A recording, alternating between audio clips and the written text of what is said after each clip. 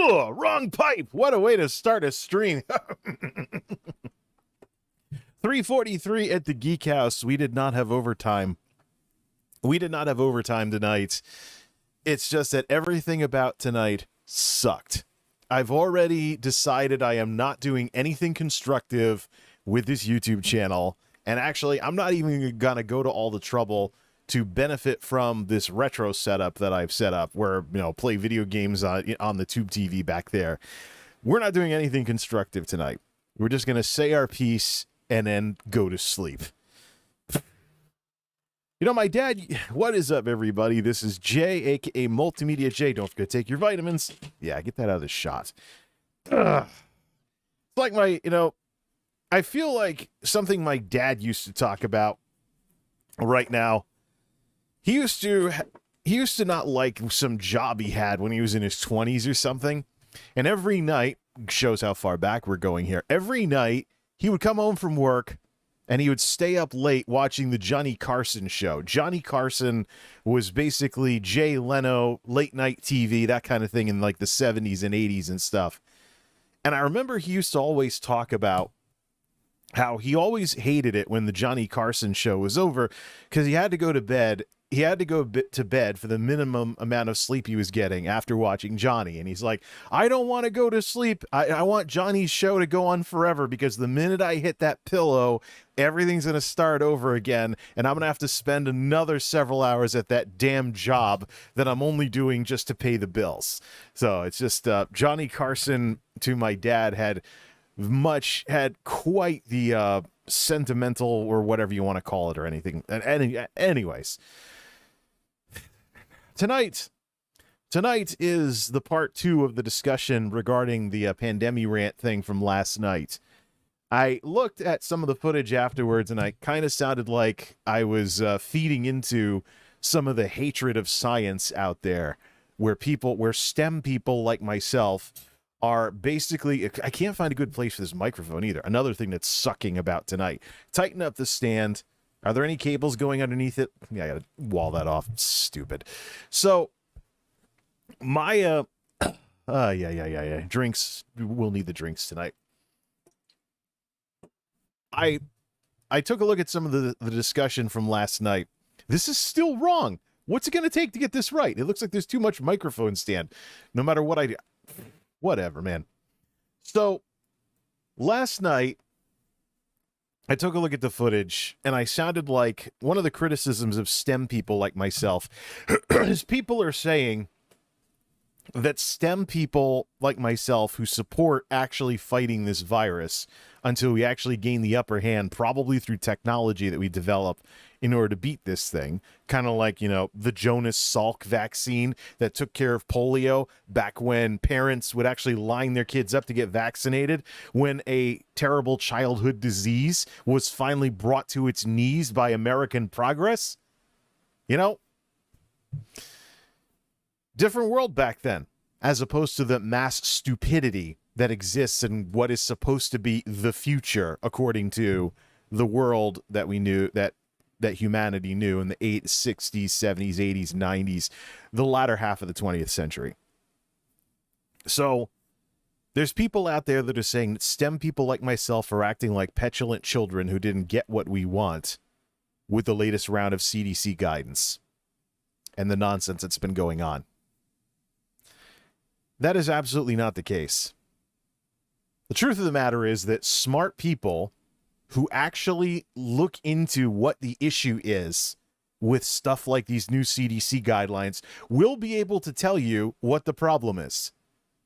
And so I'm looking at this, and then I see the tweet from Dr. Jha, the COVID czar, where he slipped and mentioned community transmission instead of community levels, again, showcasing that the United States government has a double standard going, one for its taxpayers, aka the citizens like you and I, and another for the rich politicians that live in the bubble in the Beltway and live in a very different world than what you and I have to put up with, and COVID is part of that.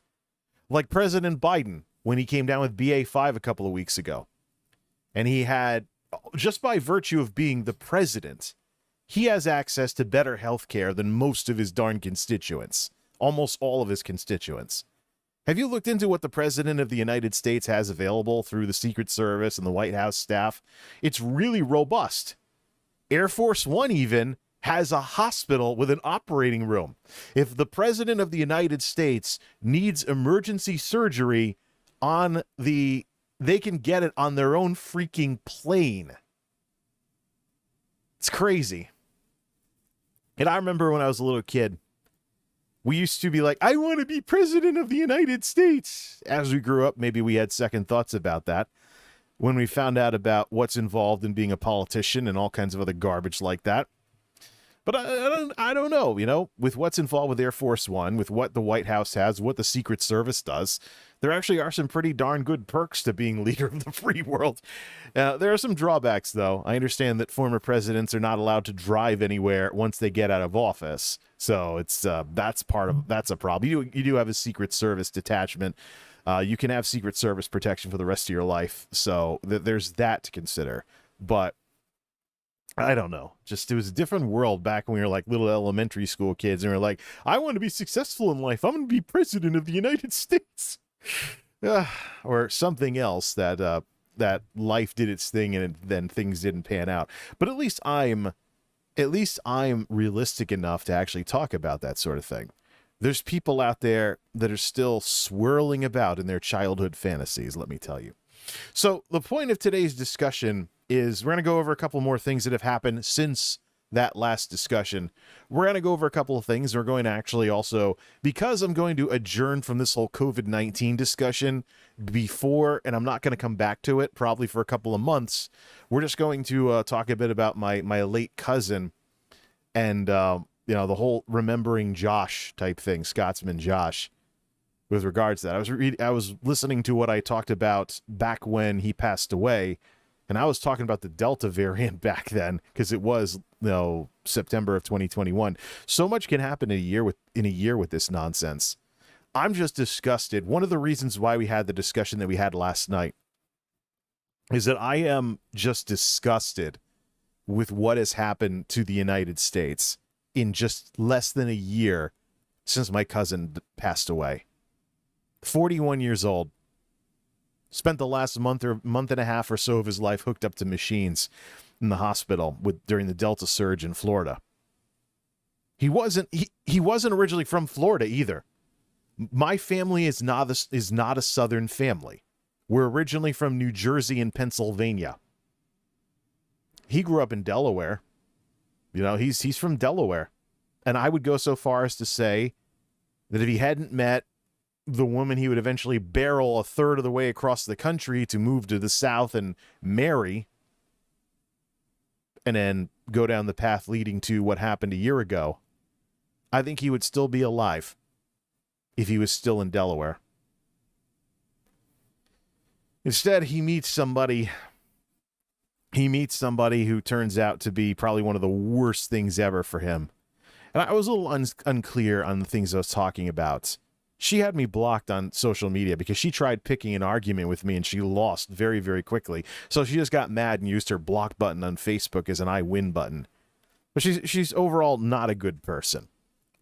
Before she got mad at me and all of that stuff, before she got mad at me on social media, I used to see how she treated my cousin. And it was not good. If my cousin stepped too far out of line in terms of thinking for himself and deviating from what she wanted him to think, she would literally threaten him with divorce. In public on social media. Often in a very cloak and dagger fashion. Like, oh, if you want to stay married, you will do this or that. And people were laughing at it and stuff. And I was like, this woman has emotional outbursts. She gets angry about stupid stuff, goes off the deep end and stays there for days. It's not a joke. It's an abuse situation. Abuse goes in all directions. It's not just male to female. It can go female to male, go to male, go female to female. One of the things I've heard for years, of course, is, women and their rivalries. You think men have rivalries? Wait till you run into some jealousy among women who hate each other. I think they put us guys to shame sometimes. So bottom line is, though, the bottom line with all this, let's try setting the microphone like this. This is what I was doing earlier to make it so that I'm trying not to hide behind my microphone as much as I used to when doing these chat streams. But overall, chat streams are not going to be a major feature on this channel. Just they double as podcasty stuff to listen to, and there's a listenable tag that I want to find a way to use. But that's the extent of what I want to do with this type of stuff. But anyways, yeah, so today we're going to be putting the finishing touches on the discussion about the whole Pandemi-Rants for the BA5 era and what's going on. So how about we just begin with where we're at with the variants. BA5 is currently dominant in the United States. About 90% of all sequent infections under genomic surveillance right now are BA5. Like people thought a couple months ago, myself included, BA5 has taken over, and there is no real clear successor here. There's the Centaurus variant, BA275, that has won versus BA5 in India, but India is fundamentally different than the United States. They have different technologies in play, different vaccination levels, the whole 9 yards. We really don't know what Centaurus is going to do until it attains critical mass in the United States, especially with all the other stuff we have going around over here. We really don't know what it's going to do with Centaurus and the like. Keep in mind, over in India, it's a different world entirely. They have many more people and they also have older vaccine technologies through companies like Bharat Biotech and stuff. I think they're using like viral vector or something over there.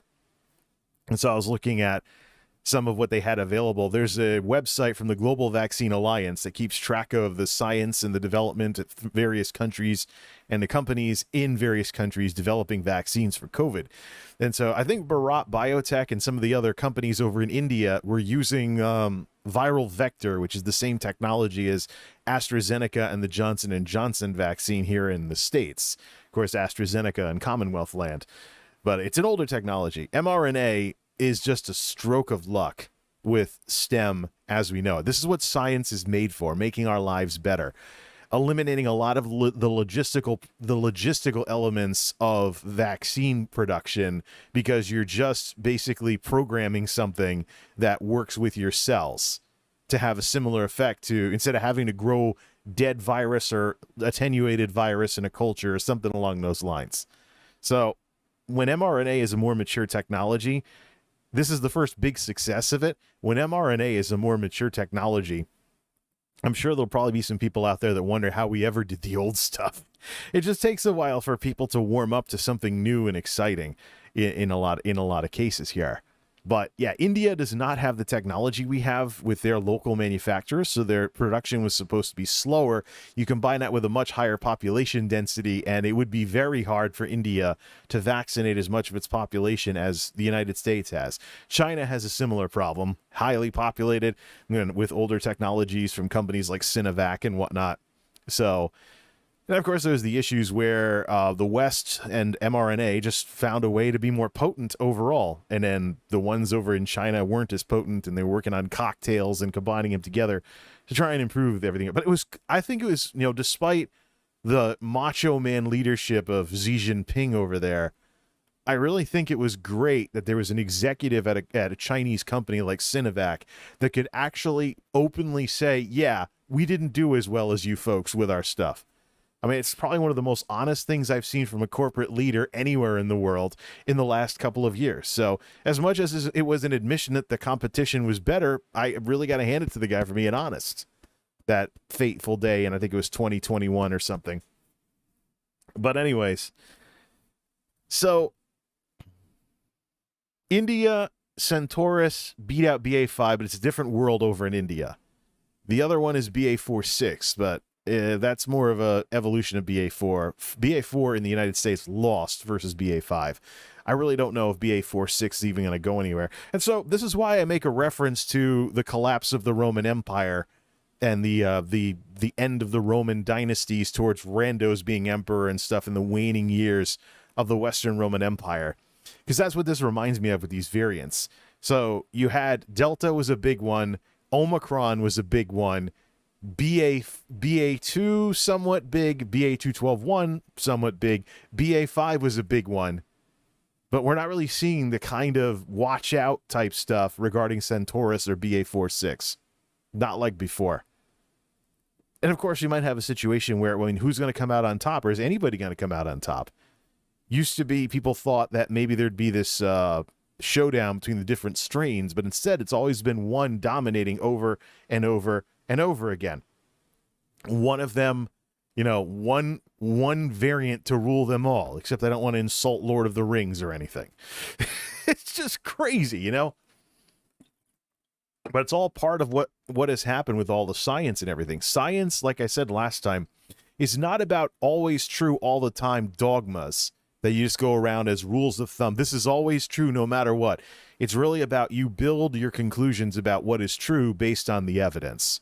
So you don't get ahead of what we're learning. You don't get ahead of the data that's coming in, and you stick to the hard numbers when it comes to this kind of stuff. DJ is like, yeah, Texas is probably the biggest hot zone. Texas, I think, had problems at BA5 first. Thing with BA5 though is in the Northeast, we looked at the charts last time. The Northeast seems to be not getting as much BA5. We also had BA212.1 earlier, so is that close enough to BA5 to get in the way of the spread of BA5? No variant, though. So anyways, let's finish up this whole Roman Empire thing. You look at the history of the Roman Empire, there are some big-name emperors like Julius and Augustus Caesar, Emperor Nero, Emperor Constantine. Depending on who you learned your history from, Diocletian might be in there as well. But then there are emperors towards the fall of the Western Roman Empire that barely had a chance to run the darn place or something like that. Then there were competing emperors murdering each other and taking the throne. It just disintegrated. It was far from Pax Romana. The collapse of the Roman Empire was gradual and took quite some time. And who is emperor during that time is rather interesting when you start getting into some of those later emperors that nobody can remember unless they're a history buff. I'd have to do some digging to come up with some of those names involved in that mess before the fall of Rome. So that's what this all reminds me of. There are these big name variants that dominated the news, caused all kinds of problems, and now we're asking, which of the 2 or 3 variants that popped up here and there and stuff like that. DJ's like, never heard. Diocletian, that's because your background was probably very secular. Diocletian was the last non-Christian Roman emperor before Constantine adopted Christianity as an official religion. And Diocletian was it was called the Diocletian persecution. So he had one of the biggest empire-wide attempts to wipe out the Christians before Constantine came to power. So he was probably one of the most anti-Christian Roman emperors of all time. So the church teaching history of the 1st, 2nd century and whatnot, where the New Testament came from, might mention Diocletian and the Diocletian persecution. That's why I said your background is what matters. So regular history books might not care about Diocletian, but in terms of religious persecution, any church folks who know their history probably would know about Diocletian as kind of the last hurrah for Rome before they made Christianity an official religion under Constantine. So it's like a total sea change between that Rome and then the Rome that followed. Just a little bit of a history of antiquity there. But this whole situation with the COVID variants right now kind of reminds me of the transition from the big name Roman emperors to the folks nobody will know about unless they're a total history nerd and read lots of books about the matter and stay current on that. I mean, someone like me, I know a few names of some of those lesser known Roman emperors, but I'm kind of rusty at it, so I forgot. So that's the situation that we're in here. So here's the thing. There are some people out there that don't want to admit that we've made progress on dealing with COVID.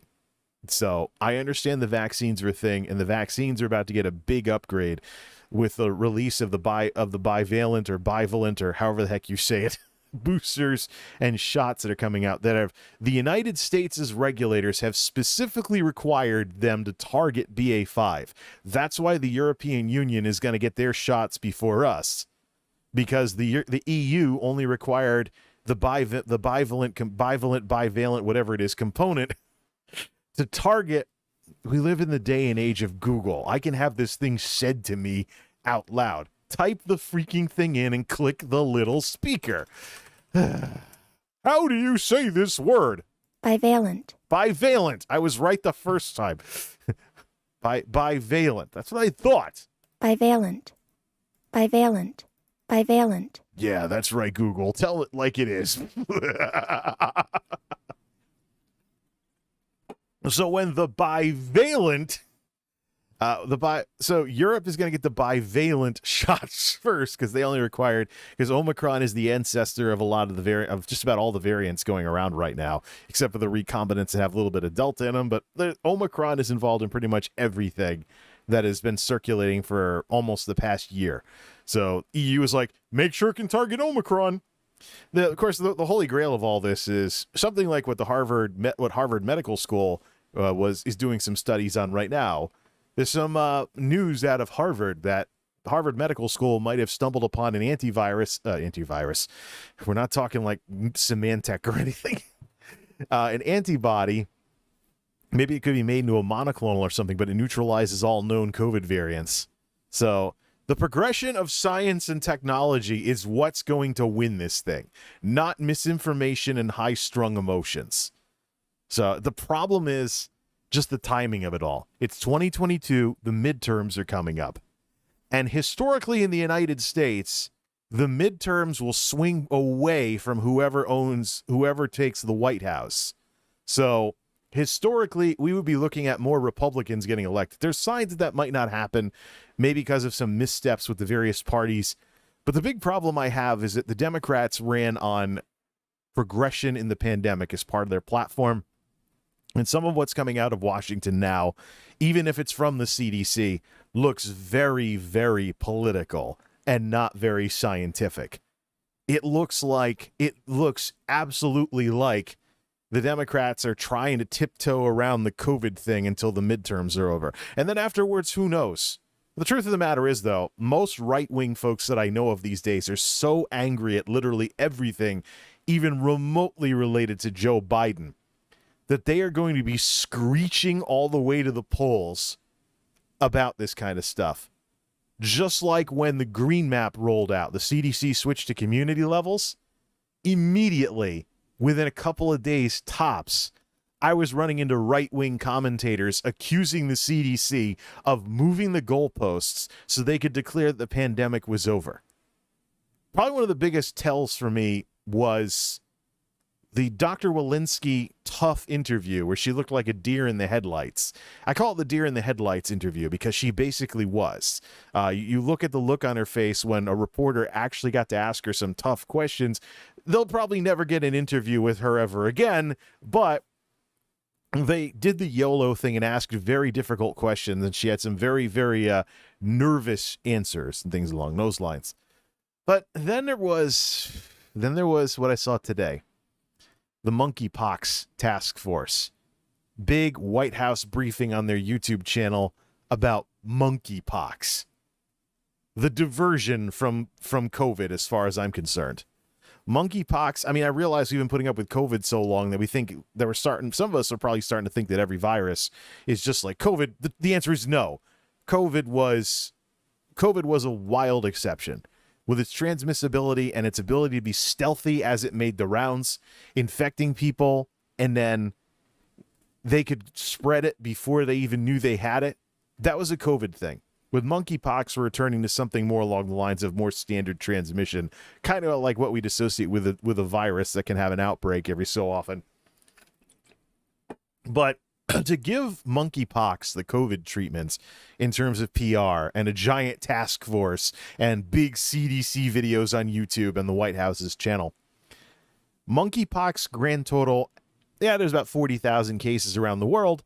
Monkeypox in the United States has clocked up about 15,500 cases in a country of 330 million people.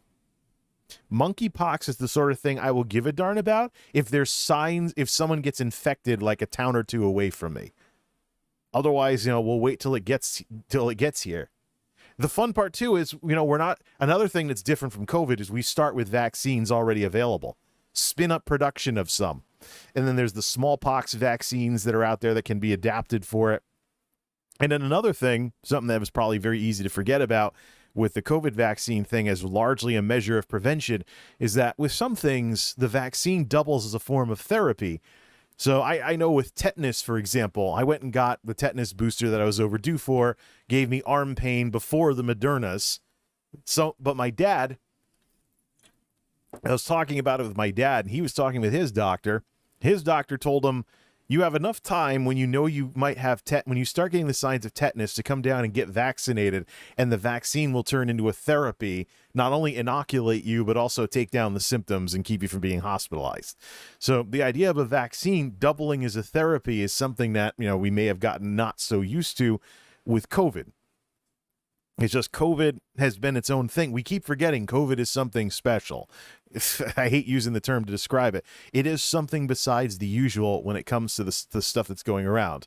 The big issue is those two rules that I'm talking about. You don't know who has it, and you don't know what it's going to do to you, which is exactly the reason why I've been so disgusted with things tonight. Not only did everything suck at work tonight, we also received the marching orders for how the company, the 9-to-5ers, are going to respond to the new CDC guidance. The biggest thing in the new CDC guidance that I absolutely hate, besides this attitude of meeting people where they are, as in, an agency that our tax dollars are paying for, a federal agency that our tax dollars are paying for, should be in the business of science and medicine, not politics and kissing ass. There should never be so-called guidance that isn't really guidance because of this attitude. If it's too far off base from what people are already doing, nobody's going to comply with it. That's not the job. That is not the... That's the federal public health guidance equivalent of a participation trophy. That's not the way the world works. If there's a virus going around that is spread through the air, the guidance needs to be about doing something about that airborne spread. Masks, ventilation, filtration, vaccines, particularly a nose vaccine. Because there's companies working on nasal vaccines for COVID with the idea that a lot of the payload of a vaccine stays close to the insertion point. So if you have a respiratory virus, you would want the vaccine to be a nasal spray. So that way you have the most vaccine close to your nasal passages where you're going to contract the thing, as opposed to injecting it into your arm. But the technology is not there yet. That's something that people conveniently forget about COVID, is that the original name of it was the novel coronavirus. It was new. We, as physiologically, were not used to it, so our systems wouldn't know what to do with it.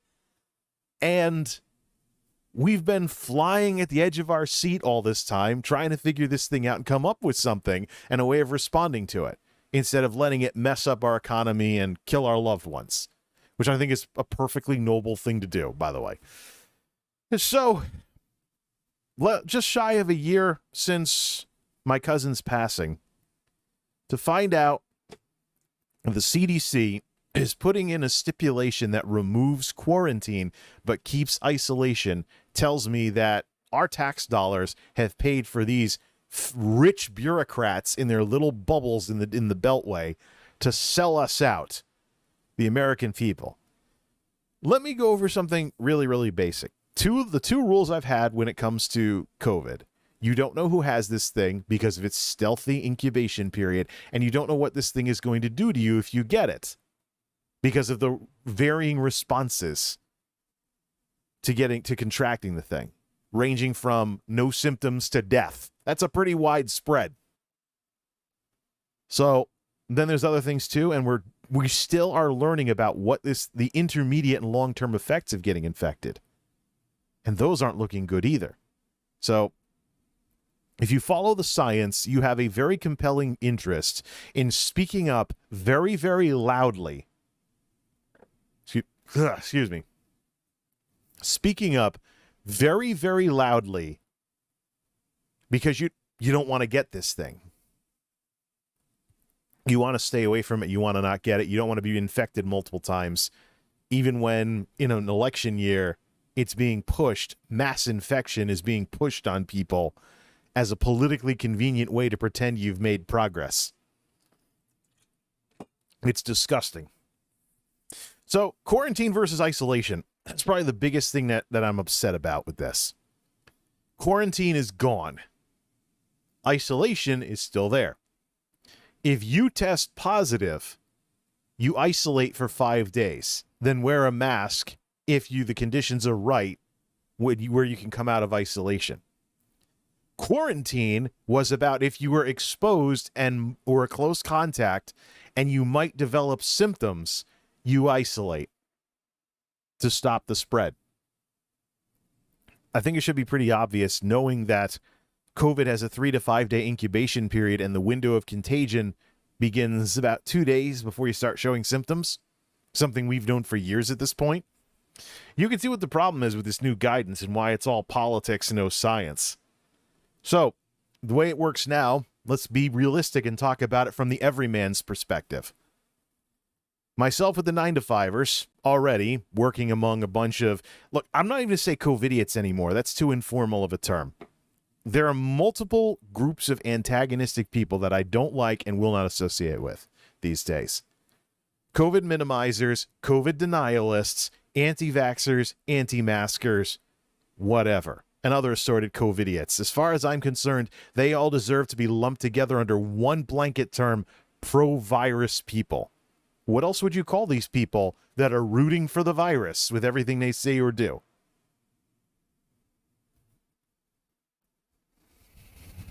But anyways,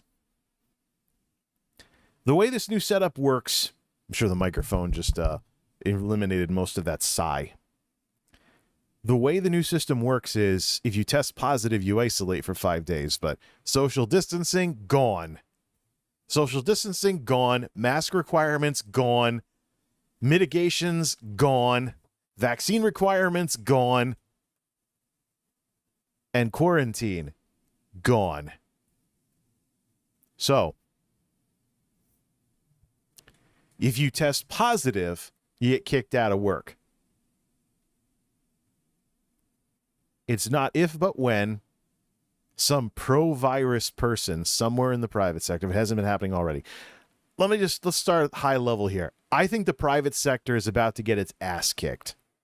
And I think education is about to get its ass kicked. We looked at the thing in Los Angeles last night. That was one pro-virus mother sending her kid to school with COVID that knocked all those people out of school and that teacher. And who knows where else it's going to go. Now, that old song in the 80s, one thing leads to another, and the country song in the 90s, Welcome to Earth, Third Rock from the Sun, talking about how things cause other things, the kind of chain reactions, this leads to this, da-da-da-da-da, all the way on down.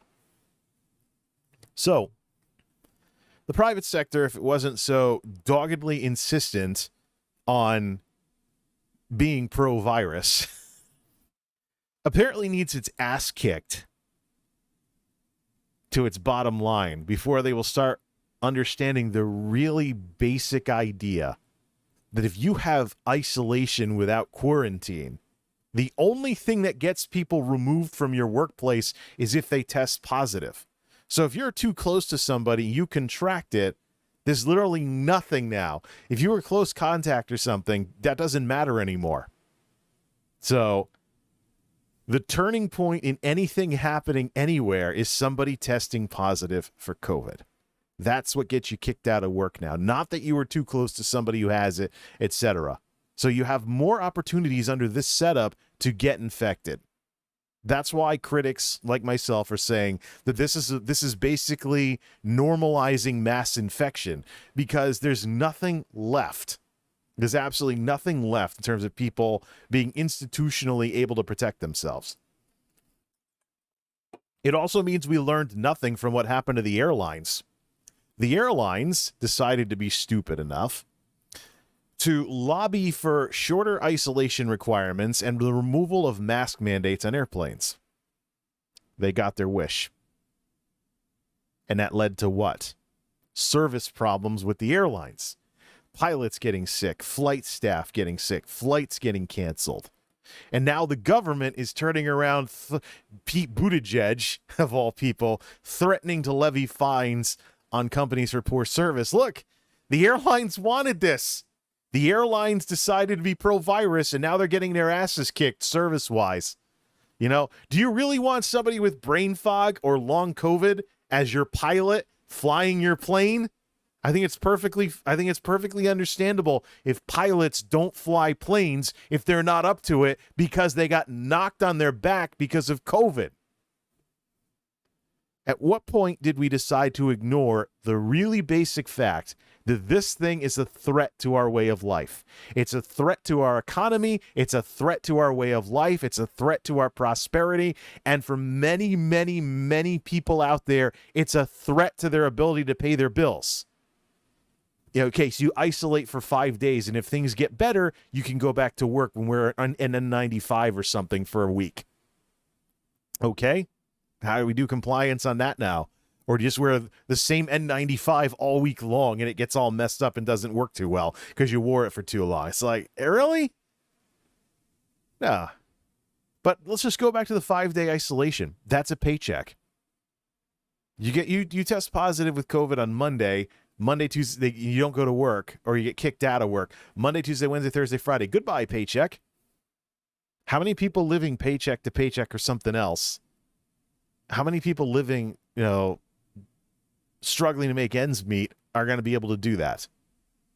Or what about pro-virus people in charge of the local school, and there's an outbreak in the school, the kids are stuck home with COVID, they get the parents sick, and it gets in the way of the parents being able to go to work, pay the bills. Now they have extra childcare. Childcare, right? How are you gonna get a babysitter? Hey, someone needs to watch my kid. They have COVID. Good luck. It's a disruption. At some point, we have to acknowledge that letting COVID rip is a disruption to America. It's all going to add up. And some of the schools in my area, this is one of the reasons we're having this discussion tonight. Some of the schools in my area are setting themselves up to fail because, in-person learning, less restrictions, I was reading about it earlier, night shift today. So technically calendar yesterday afternoon, Monday afternoon, I should say. There's a school around here that obviously has a pro-virus principle. They're bragging publicly in the local news about how, now the how they word it? They were talking about life after COVID. They're talking about the pandemic like it's over. Caught that. They're designing the school to mingle more children together with more of their fellow children and adults. It's like, after the lockdowns and the restrictions and life after COVID is going to consist of us trying to help with the social development of our kids. We're going to be redesigning things so more kids mingle with more kids and more adults. And I'm like, these ignoramuses in charge of this school this school system in this area are deliberately rigging their school to get people sick. That's going to be interesting when school starts back up. Especially with all the wackos around here that did everything they could to get people to either not vaccinate their kids or not get boosters or what have you. So I think we're in for a big surprise when the schools start back up. And we're already seeing it with the schools that are starting back up, like out in California. It's ridiculous.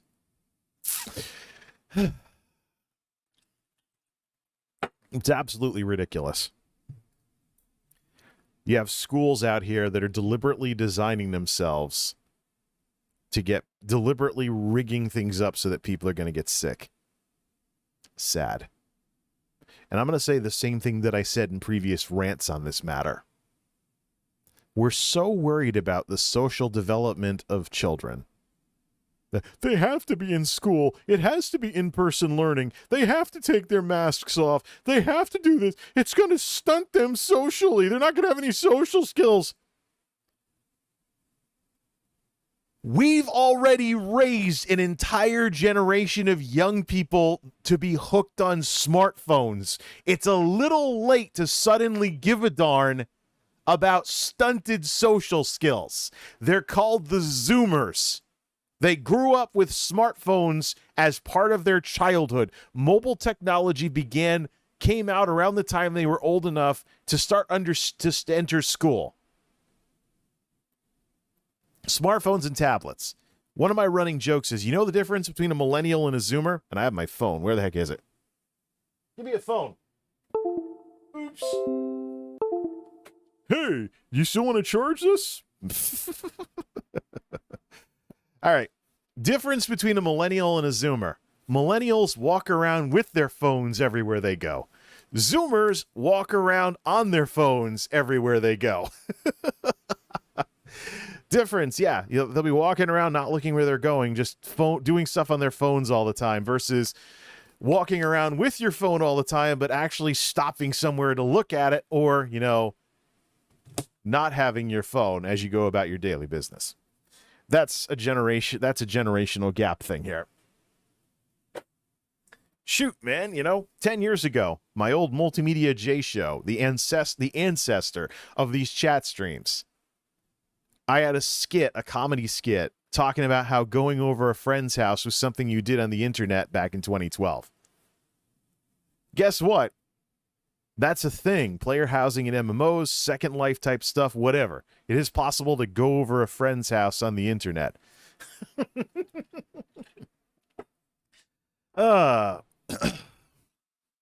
So, the problem is that the gateway to literally there's no mitigation left, I would say.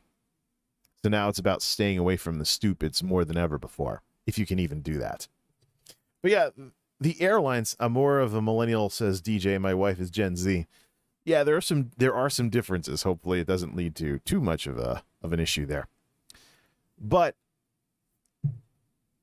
this whole situation with the schools and the lack of mitigation and stuff, the private sector is going to get its ass kicked.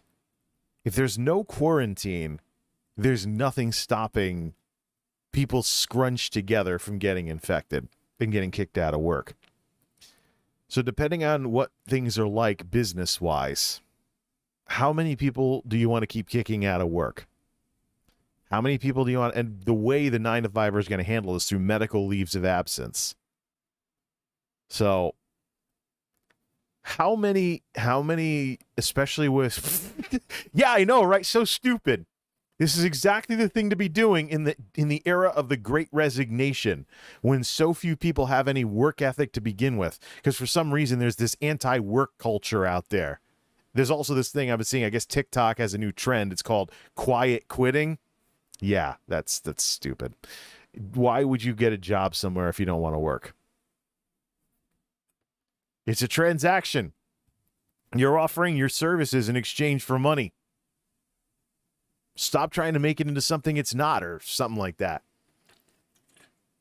Yeah, there's this anti-work culture out there nowadays, too. So yeah, in this day and age of the Great Resignation, record low unemployment, and this kind of stuff, yeah, of course, let's sell out our workforce, get them all infected. Hopefully you don't lose any of them to long COVID, blah, blah, blah, blah, blah. Nobody. Obviously, business leadership is incredibly stupid. There's numbers attached to everything. There's dollars attached to everything. There will be dollars attached to the lost productivity from losing your good people over and over and over again. And thanks for reminding me, DJ, about the airlines. Because the airlines are our warning about what's going to happen. Yeah, freedom! Oh, shoot, the pilots are sick. Oh, shoot, the stewardesses are sick. Oh, shoot, the flight staff is sick. Oh, shoot, the baggage handlers are sick. Delay flights, cancel flights, blip, blip, blip, blip, blip, blip, blip. Well, waiting for flight to Houston, the delay just happened because of a pilot shortage. Oh, it's like, how can you even stay on the job as a pilot if you're constantly at risk of getting COVID and ending up, slammed down in bed with not being able to taste or smell anything or something along those lines? Is it like brain fog? You really want to pilot with brain fog? It's just like, I don't even think we've even begun to see just what this stupidity is going to do to this country now that the CDC has caved with the midterms coming up. Isolation with no quarantine. What kind of anti-science dumbasses are writing these policies? We've known since the beginning that this thing is a stealth transmitter. You can spread it to others before you even have it, you have it yourself. That's how not just my cousin Josh, everyone in or near my family who has died from COVID in the last 2.5 years. That's how they got it. Someone didn't know they had it, gave it to them. Oops, they were more medically vulnerable. My cousin is dead because of it. My aunt is widowed because of it. And I was waiting for it to start doing something bad to my step-relatives. Now, one of my stepsisters is fighting colon cancer in her early 50s. So she could be immunocompromised. Granted, she's lived an irresponsible life. She's basically a poster, I don't even want to say child anymore. She's 50-something now. She's a grandiose example of somebody who just does everything possible to not be responsible and support themselves. But she's immunocompromised. Oh, but she's from the part of the step family that I don't associate with anymore because they're all anti-vaxxers. They're basically the reason why I know that there's going to be problems. Oh, yeah, TSA as well. How about LAX? Hundreds of people infected out with COVID after some mitigation got relaxed. That affects the economy. You let it rip. Look, I hate to be the person that actually remembers 2020. One of the reasons why we wanted to slow or stop the spread is because the cost of not doing anything, the laissez-faire cost of COVID, $13 trillion a year, estimated. I think it was the New York Times did the research. $13 trillion sucked out of an economy that pre-pandemic was $20 trillion a year. So, of course, we had a compelling reason to pay people to stay home and isolate and not spread the thing when we didn't have a vaccine for it. We had a compelling interest to spend up to probably most of that amount of money every year, and it would still cost less. So, and now that we're making progress and everything, the roadblock Republicans are stopping Congress from authorizing funding, even for the bivalent boosters that are coming out here. So now CDC, FDA, the COVID task force is scrambling for trying to make something work. But now we're going to be behind the 8 ball in the next generation of vaccines because of what's going on right now. It's disgusting and it's insulting. It pisses on this country's flag. It's stupid. But yeah, we haven't even seen what's going to happen now.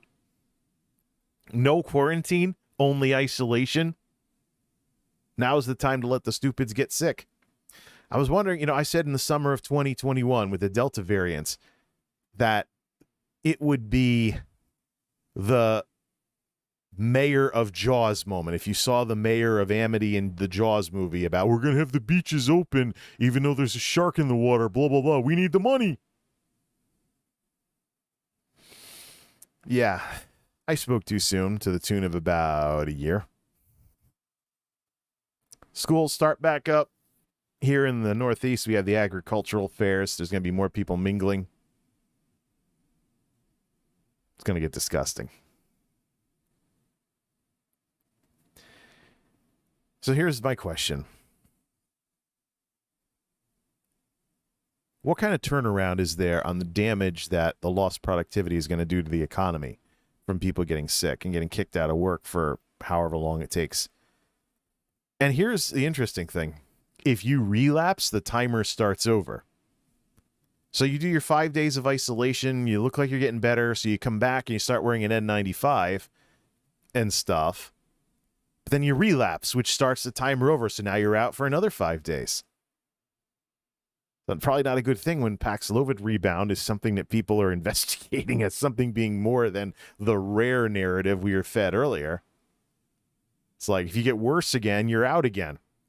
My question to the American everyday folks is, how much money are you willing to lose because of some rich, pampered federal bureaucrats' stupidity? If Dr. Walensky is working from home while rolling out these crap-ass, non-guidance, let-it-rip standards to this country's taxpayers. Well, that should speak for itself. Maybe we can take her seriously again when she decides to stop working remotely. No. When she stops filming whatever appearances she makes from that green screen in her house. While corporate America is demanding people come back to the office. Even though we spent the 2020 lockdowns developing more robust remote technology, and here I am, no dropped frames, no lag in a nearly hour-long stream at 1080-30, $6,000 for a bit rate on YouTube. In a hick town with hillbilly internet. And I'm able to do this. And it sounds good because OBS has lots of nice built-in stuff. We have all this wonderful technology out there. Working from home should be here to stay. And this whole, we must control you and get you under the same roof, that's just anti-technology. Just like if you hate the vaccines or you're pro-virus idiot. DJ, I hate that politics and money overrule science. Should be, it's not even money. This is going to cost us stuff. You just have some ideologues who are about to find out the hard way that there are dollars attached to lost productivity, like the airlines are already finding out. Service problems, because when you put a bunch of idiots that don't want to do any mitigation whatsoever in a flying tube for hours at a time, people get sick. No, it's insane. It's insane, but there are some people that have to learn. Unfortunately, in this world, there are people that have to learn not to touch a hot stove by screaming because they burn their hand on one. And I can make fun of people like that because I was one of them. I was one of those bratty kids whose parents told me not to tell. I can't remember which thumb it was on, but I had like this poofy thing on my thumb from where I burned it touching a hot stove when I was like 5, 6 years old. I think it was my right thumb. I had like a puffy part. I had like something resembling a scar right here from where I touched a hot stove when I was like 5, 6 years old. Screaming in between. And of course the parents were like, I told you so. So I can make fun of people that have that lousy ass attitude. But the thing is, for these specific folks with these 9-to-5ers, by the time this is kicking in, everything's probably going to be dying down anyways. The truth of the matter is, though, their decision to just let them sell out their workforce brings them down to the level of businesses that have had crappier attempts at COVID mitigation all along. And some of those competitors pay more and have more opportunities for advancement, more money, more everything. While I'm dealing with a bunch of crybaby Zoomers who VTO so much, it's like a drug to them. And they go through essentially withdrawals of sorts when they actually have to be full-time employees again. I don't know if you have heard of the whole quiet quitting thing that's popular on TikTok right now, but I have a lot of that crap going on with the 9-to-5ers and these Zoomers they're hiring. The Gen X manager pretty much has to babysit them to keep them out of my way. It's terrible. It's just terrible, you know.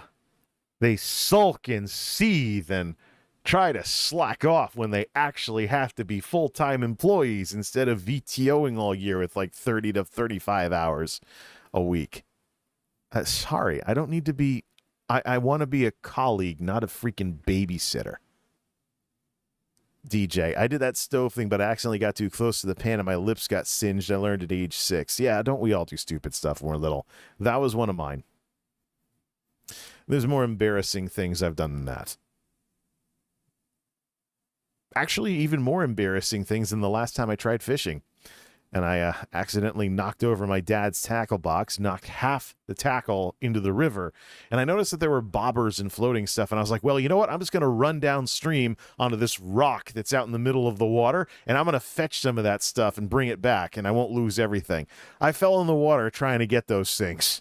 So, bloosh. That at age, I believe, 11, because at 12 you have to get a license. That was the last time I ever tried fishing. So, and my dad, he kind of grew out of it too. In his teens and his 20s, he was big on fishing. Matter of fact, he spent like a decade or two smoking because he started smoking as a teenager because it would keep the mosquitoes away when he was out fishing at sunrise, trying to catch trout or whatever down in Florida. But he got sick of it.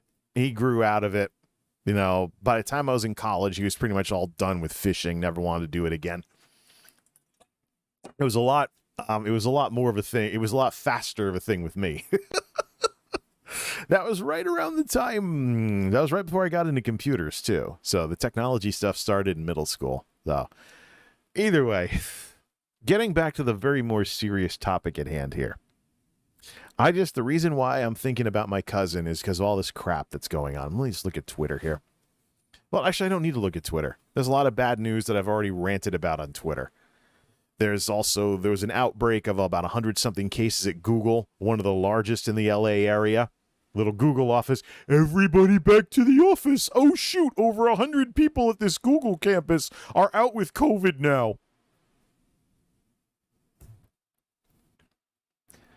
It is.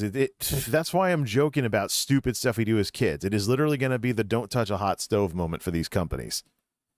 So conveniently forgetting the part 2 of the story on why we had the mitigation in the first place. It's an airborne respiratory virus. We know now it's not really limited to droplets anymore. You know, that's what we thought initially, was that it was droplets. But this thing gets around. The current variants are as contagious as measles. And unless you're willing to demand people work sick and infect all their coworkers, which I'm sure will land you a lot of bad press, it's time to get with it, corporate America. This thing continues to be a threat. What's going to win this is not your attempts to ignore it. What's going to win this fight is science and technology. STEM will be the winner in this. So we'll see what happens with the bivalent vaccines when they launch. I'm very much looking forward to them. You think the big tech companies would be keeping remote work? That's the thing, you know. That's the thing. I think this is all part of I think this is the very, very end of the tentacles on the giant squid that is the politicization of the virus.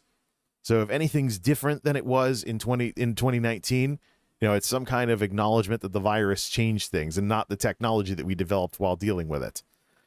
Which, by the way, as we talk about with Twitch and the multimedia meta, has changed online media. There's more people that have equipment to make videos and stream than there was before the lockdowns.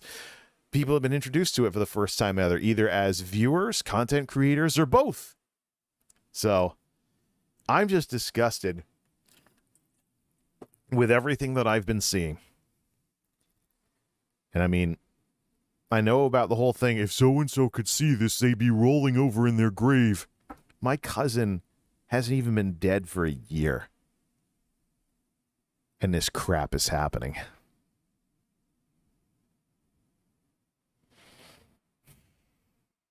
He's one of the reasons why I still wear the masks, by the way. Because myself and my folks are not going to be like him. We already aren't because we actually got vaccinated. But then you think about him dying at age 41 in the middle of the Delta outbreak in Florida. Ron DeSantis is a contender for U.S. president in 2024. Ron DeSantis could be the guy that unseats President Biden. That's the sort of thing that I am very disgusted about. This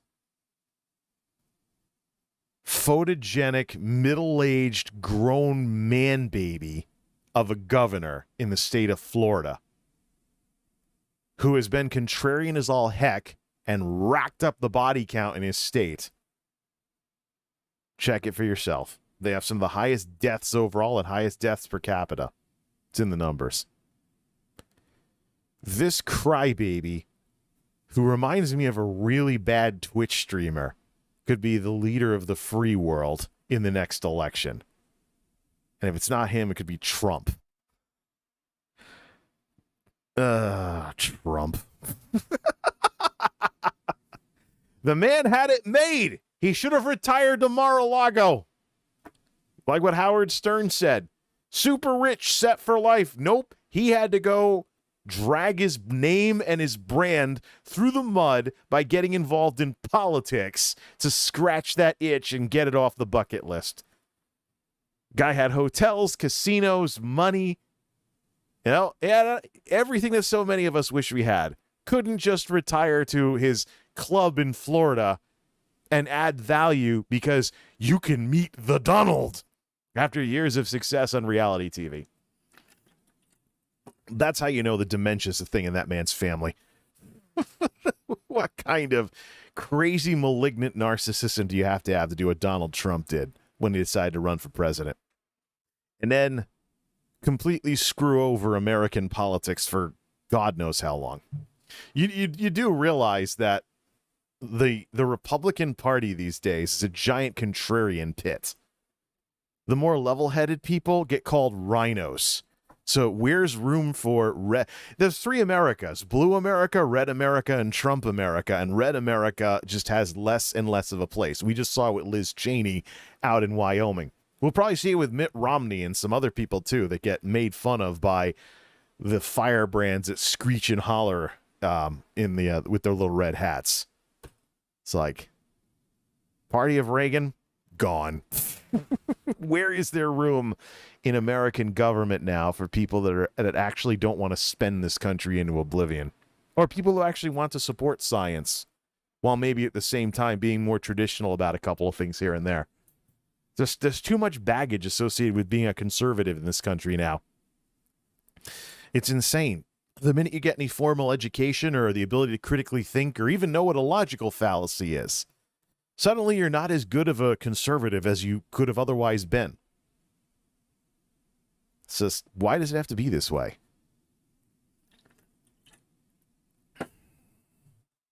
Anyways, I suppose we should probably remember my cousin here, like the title says.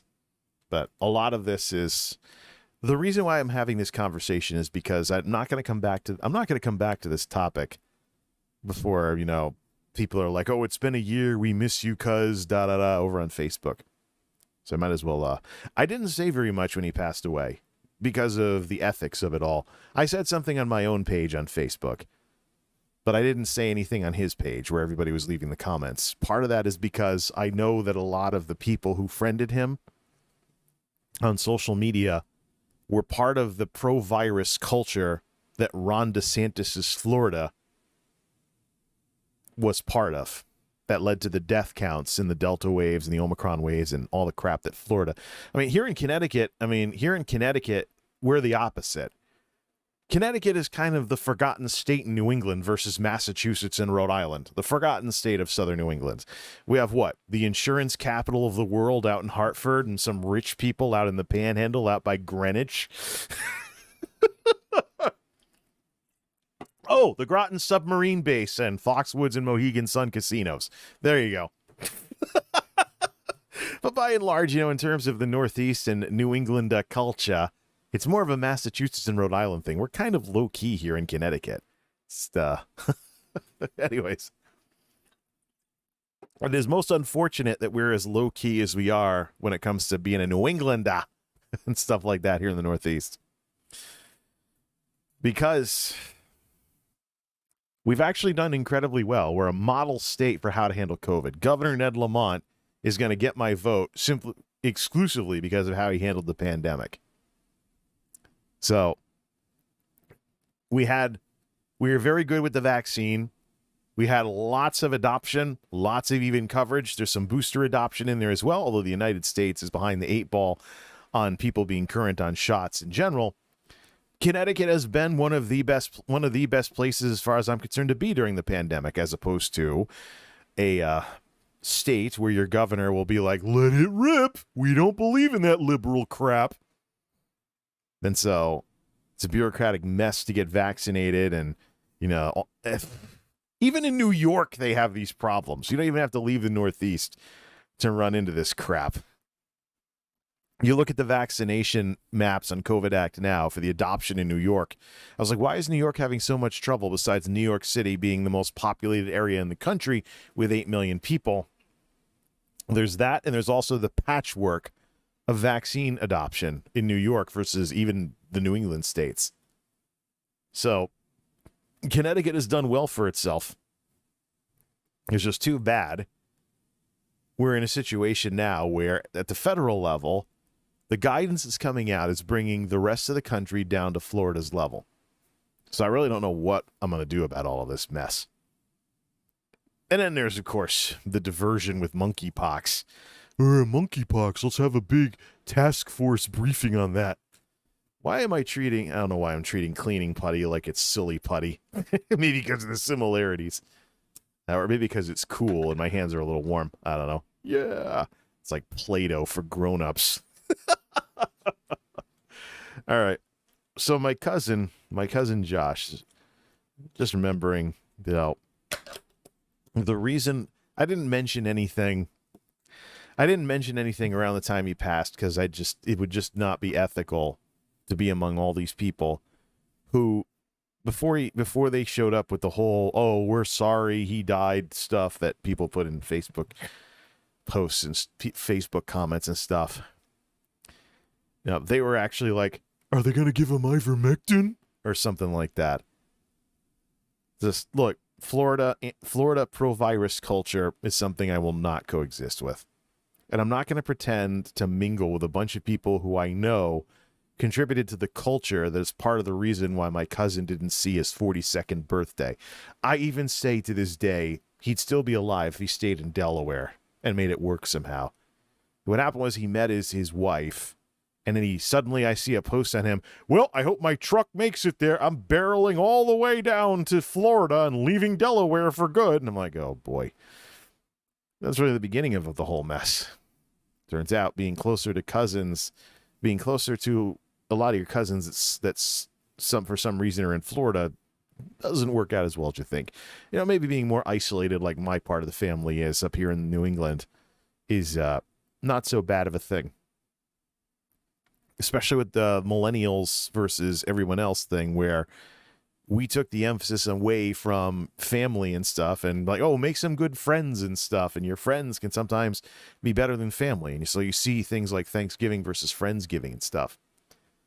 But in the case of my cousin Josh, aka ScotsmanJosh,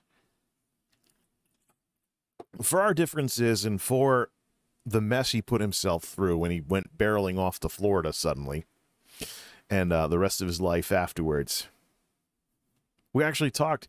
I probably talked with him the most out of any cousin in the entire family. So, and we agreed with more stuff, things like that. We're both gamers. He's probably the one that understood me as a gamer the most out of literally everybody in the family. Now, he was in Florida. I was in Connecticut 10 years ago when I was laid off. We played Pirates of the Burning Sea together, online multiplayer. The only member of the family that ever played an online game with me. Even my dad, you know, he was an Atari gamer. My dad can pretend that he was never a gamer all he wants. I got the picture of him receiving the Pong machine for Christmas in 1978 that I scanned along with a lot of old family pictures. And I have a bunch of other family pictures too that I got to go through. Which reminds me, I bought the wrong stuff on Amazon earlier. Oh, crap. Yeah, I got to get something for consolidating a bunch of albums of family photos from the 70s and 80s into something resembling a baseball card binder. So I can have one thing that all these pictures are in instead of a whole bunch of stuff that's way heavier. So we'll figure that out. But my cousin Josh, you know, there was a family reunion, I believe, 1992, when my grandmother turned 70 years old. So we flew down to Delaware. A lot of people flew up from the south to Delaware. And where my aunts lived in Delaware at the time, where my cousin Josh was growing up, that's where he had the family reunion. And they had like a bunch of Nintendos and stuff, and played some games, played some Ninja Gaiden and stuff like that. And then years later, we're playing Pirates of the Burning Sea together online, even though life had taken us in very different directions. He's probably the person that responded to my social media posts the most too. It's been kind of iffy with all the other relatives and even friends from high school and college, whether they even give a darn about anything that I say or do nowadays. It's been iffy with them, but not so much with him. So, and some of the random lols that I say is kind of a nod, because he used to say that all the time. Like, what game is this, lol? What RPG is this, lol? Are you playing a paladin again, lol? I mean, he used lol at the end of sentences probably more than anybody else that I've ever known. So he's a very mellow, low-key kind of guy. And when he found out that our family has ties to Clan Campbell in Scotland, he went all in on the Scottish stuff. Started wearing kilts, started playing bagpipes, started going to Scottish festivals. If it had anything to do with Scotland, even though he'd never even been to Scotland, he was all in on it. By the time the pandemic was getting going, he was absolutely Mr. Scotland. Unfortunately, he was in Florida at the time the Delta variant went around. His wife caught it before he did, and he was unvaccinated with underlying conditions, like a lot of folks in my family. He turned out to be one of the casualties of exactly what the experts, the STEM people, the scientists, the doctors have been warning us about with this thing the whole way through. Why am I like, well, it is kind of like a stress ball type thing if you do this with it. Cleaning putty for cleaning keyboards and electronics. Ugh. Kind of reminds me of the Nickelodeon stuff that used to be a thing in the 90s. Nickelodeon slime or whatever it is. Enough of this crap. Or Flubber, if you ever saw that movie with Robin Williams, rest in peace. But, yeah. It's a dated reference these days. But yeah, so GAC. That's right. Thanks for reminding me, DJ. So that's the thing with this. That's the thing with this guy. It's like, he's in the wrong place among the wrong people. They filled his head with crap. He wasn't as much of a Trump nut as the people that he was around. But when President Trump decided to politicize the virus in hopes of getting reelected and create this lunacy in the American right wing, that Operation Warp Speed, despite Operation Warp Speed and despite, if you see the video on YouTube of Vice President Pence getting his shot, promises delivered, etc., you'll know that this doesn't have to be a political thing. But it became one. And that's why we had the discussion we had last time about how the enemy of my enemy, you should not choose how you're going to handle this nonsense based on what the people that you don't like are doing. Like we said last time, it's not a thing outside of this lunacy. It's not a thing outside of the situation with COVID where, the other guys are doing this, so we're not going to get vaccinated. We're not going to get a booster. Outside of this, when there's rivalries, like we said last time, outside of this whole situation, when there have been rivalries and people that don't like each other, they try to steal the good ideas from each other and maybe even pass them off as their own. There's so much crap that is very specific to this hysteria in the 2020s. And I don't think we've seen the worst of it yet. We're now going to see what is it going to take to get the private sector and education to do an about face when they go down the same ugly path that the airlines have been going down since, no more masks on planes. That sounded more constipated than it needed to be. But I don't want to get anyone... it's almost sunrise. Maybe people think I'm doing a podcast before going to work as a day shift worker. Yeah, no more masks on planes, baby. Oh, crap. Why are all the pilots getting sick?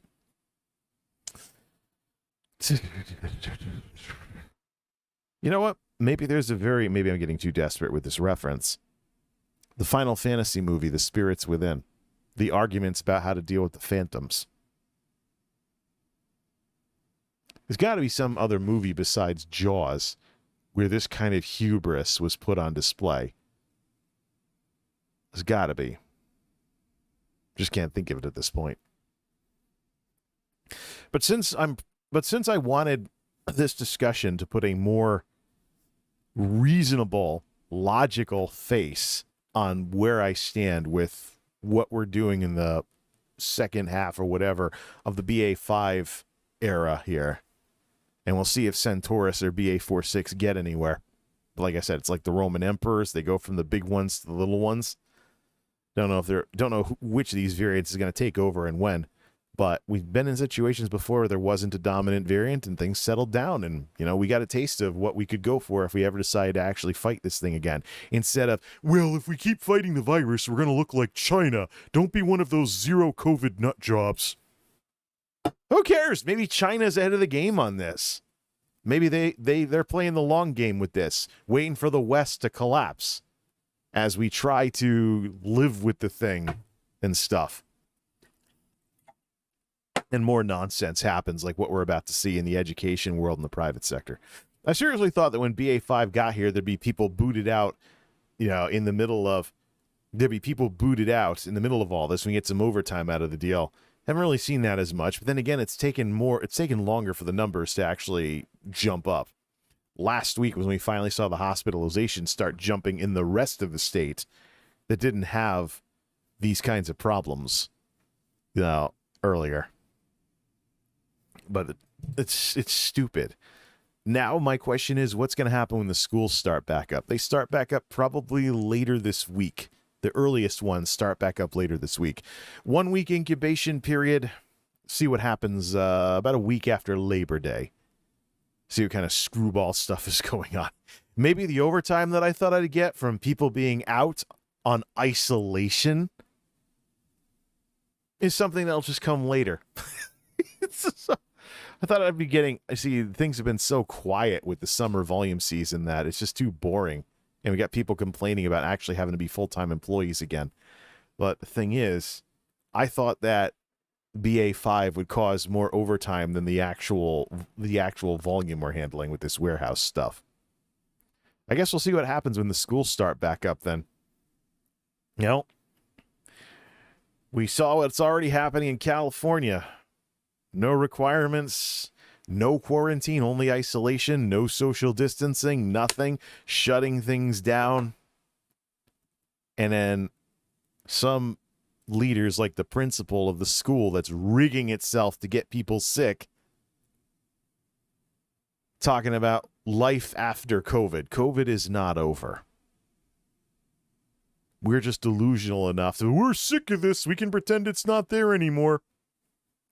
The truth is, for the elite at the top, they can get away with those delusions. Not the little guy. The salaried politician who is at home on Paxlovid for a week or two with mild symptoms, like all of those poster politicians, if you want to call them that, with 2 boosters, easy access to Paxlovid, better health care than much of the rest of the country. They're on salary, and they get to work from home. Privileged little bastards. But you're going to get forced back into work when you're not even better. And there's already people out there telling exactly those kinds of stories. And it's going to take that stuff hitting the bottom line before business leaders, I don't want to even say smarten up. I want to say smarten back up, because at one point, the business world actually understood the costs of letting COVID rip.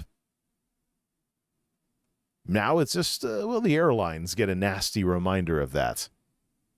But now, what are we going to see with no restrictions?